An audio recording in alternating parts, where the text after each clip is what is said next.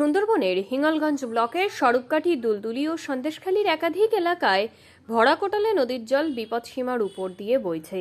বেশ কিছু নদীর বাঁধ প্লাবিত হয়ে গ্রামের মধ্যে নোনা জল ঢুকতে শুরু করেছে। ওইসব এলাকার পরিদর্শনে এলেন বসিরহাট লোকসভা কেন্দ্রের বিজেপি প্রার্থী রেখা পাত্র। তিনি বললেন, সুন্দরবনের বিভিন্ন এলাকা থেকে ফোন করে জানানো হচ্ছে নদীর বাঁধ উপচে গ্রামের মধ্যে নদীর নোনা জল ঢুকছে।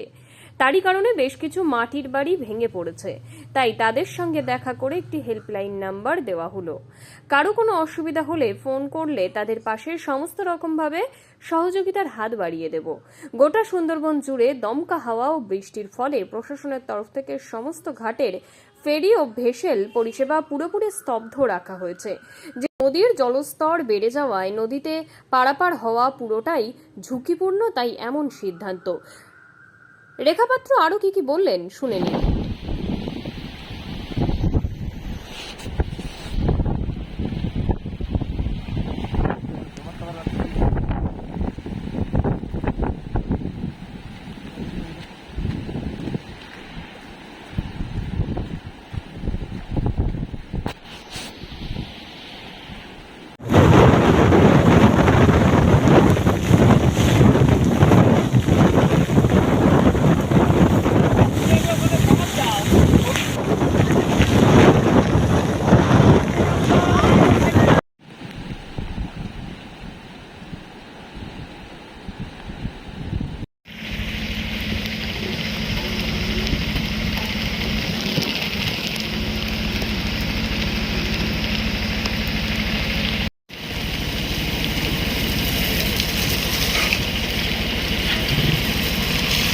Shot.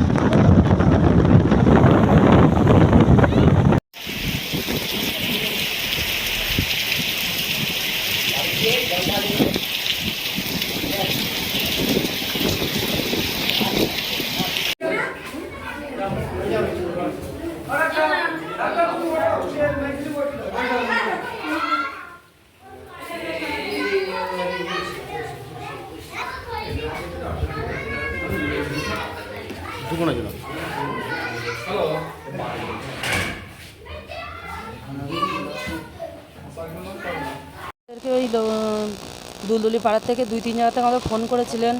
আমাদের নদীর বাঁধ ভেঙে গেছেন, নোনা জল ঢুকে গেছেন, তারা কিছু কিছু ঘর বাড়িও ভেঙে গেছেন। তো আমরা এসে দেখি এখানে ভেসাল লক আউট জারি করা, কালকের থেকে আমরা পার হতে পারলাম না। তার জন্য আমরা যারা বিপদগ্রস্ত মানুষ তাদের জন্য আমরা হেল্পলাইন নাম্বারে আমাদের নাম্বার দিয়ে রেখেছি। তারও যদি কোনো প্রয়োজন হয় আমাদের কাছে অবশ্যই সাহায্যের জন্য ফোন করতে পারে। আমাদের যতটুকু করার আমরা চেষ্টা করব ওনাদের জন্য। আমরা বউ ঠাকুরন মালমপাড়া বাজার ওই লাইনে যাব, শুনেছি ওদিকেও নাকি নোনা জল ঢুকেছে, অনেক জায়গা থেকে ভেঙেছে। এখানে তো পারলাম না, তো আমরা ওটা তো আর ভেসাল পারবার নেই, তো আমরা ওইটা আমরা কভার করতে যাব, ওটা একটু দেখার জন্য যাব। ঘর বাড়ি নেই বলে, পেপারের চাল উড়ে গেছে বলে, তাই ট্রান্সফার না এসেছে। কতটা আতঙ্কে আছেন এখন? প্রথমে অনেকটা আতঙ্কিত আছে, কেন একটা ঘরে বাড়িতে আছে, পেপারের চাল। খাবারের ব্যবস্থা করছে তো? হ্যাঁ, সকালে রাত্রি দিল মুড়ি চিড়ে, আর সকালে মুড়ি চিড়ে দিয়েছে, বাচ্চাদের দুধ। আপনার নাম? আমার নাম মর্জিনা গাজী। এই পর্যন্ত প্রায় 75টা পরিবার এখানে উঠে এসছে। 300 থেকে 400-র মতো টোটাল পরিবারের সদস্য সংখ্যা, আর পরিবার হলো 75টার মতো। আর গত রাত্রে আমরা শুকনো খাবারের ব্যবস্থা করেছিলাম, মুড়ি চিড়ে আর একটু গুড় ছিল। আর আমরা আজকে দুপুরবেলা খিচুড়ির ব্যবস্থা করেছি, খিচুড়ি রান্না হচ্ছে। আর পঞ্চায়েতের পক্ষ থেকে আমরা সহযোগিতার আশা করছি, নিশ্চয়ই তারা সহযোগিতা করবেন। কিন্তু এমসিসি চালু হওয়ার কারণে তারা যতটা সহযোগিতা করার দরকার ততটা করতে পারছে না, তবু আশ্বাস দিয়েছে যতটা পারেন ওনার ব্যবস্থা করবেন। ইতিপূর্বে হাসনাবাদ বিডিও অফিস থেকে আমাদের বিডিও ম্যাডাম এখানে এসেছিলেন, বিপিএমও এসে পরিদর্শন করে গেছেন। গতকাল রাত 7:30টার দিকে ওনারা এসেছিলেন। আপনার নাম? আমার নাম কেনায়েত আলী।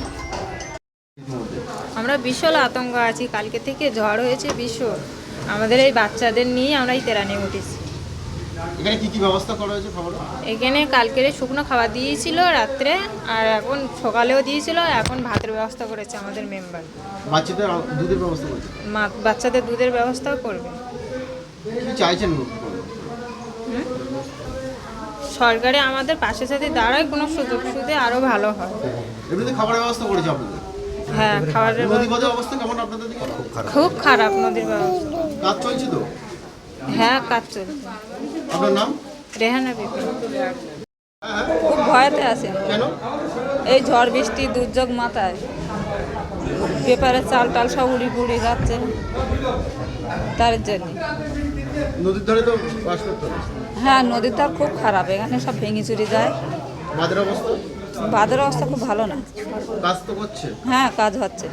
এখানে কি তেরানি শিবিরে আশ্রমগুলো খাওয়া দাওয়ার ব্যবস্থা করেছে? হ্যাঁ, ব্যবস্থা করেছি। কি কি ব্যবস্থা করলো? পানীয় জল, ওই রাত্রে চিড়ি মুড়ি জল। আর দুপুরবেলা ভাতের ব্যবস্থা, বাচ্চা কাচ্চাদের দুধ সকালবেলা করে দিয়েছি। আপনার নাম? আমার নাম ফাল্গুনী মণ্ডল।